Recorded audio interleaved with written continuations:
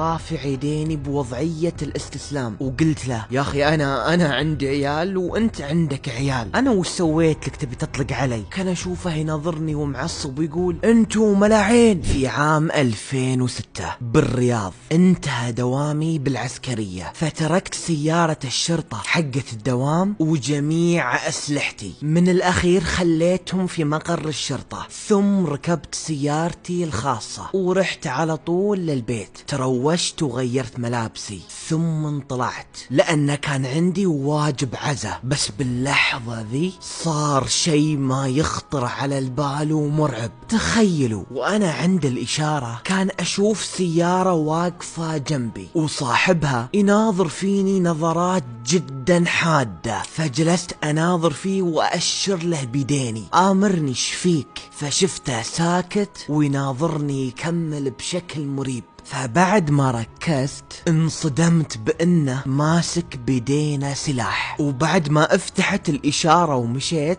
الا واشوفه يلاحقني، وكل ما اسرع يسرع معي وكل ما ابطأ يبطئ معي. فهنا قررت اني اضيعه عشان ما يلحقني، فجاتني لفة يمين ولفيتها، فشفته هنا بدأ يطلق النار علي بشكل سريع ورا بعض، فكملت الهروب والحمد لله بعدها ضيعته.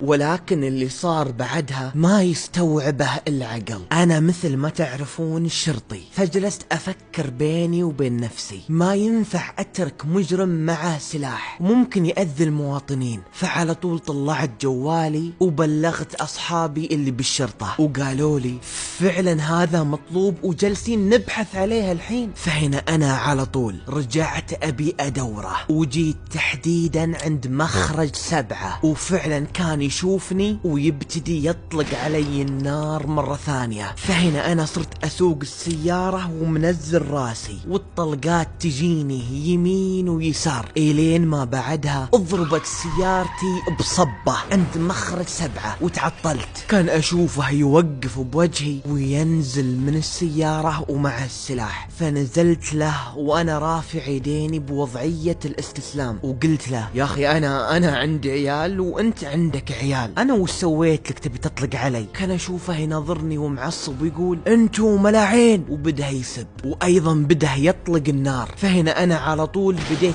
احتمي بالسيارات الموجودة، والمجرم هنا بدأ يطاردني وكل ما ابتعد وانا اركض يجي ويلحقني، ولكن بعدها ب5 دقايق بدأ يتراجع ويخاف، حس ان الشرطة الحين بتجي، فرجع ركب سيارته وهرب. وعلى طول انا بعدها دقيت مرة ثانية على صاحبي وخليته يجيني، ثم جلسنا نبحث على المجرم والحمد لله بعدها قبضنا عليه. وتخيلوا لما رجعنا للموقع اللي طلق علي فيه انصدمنا ان عدد الطلقات فوق 34 طلقة، والحمد لله ما جاتني ولا واحدة منها.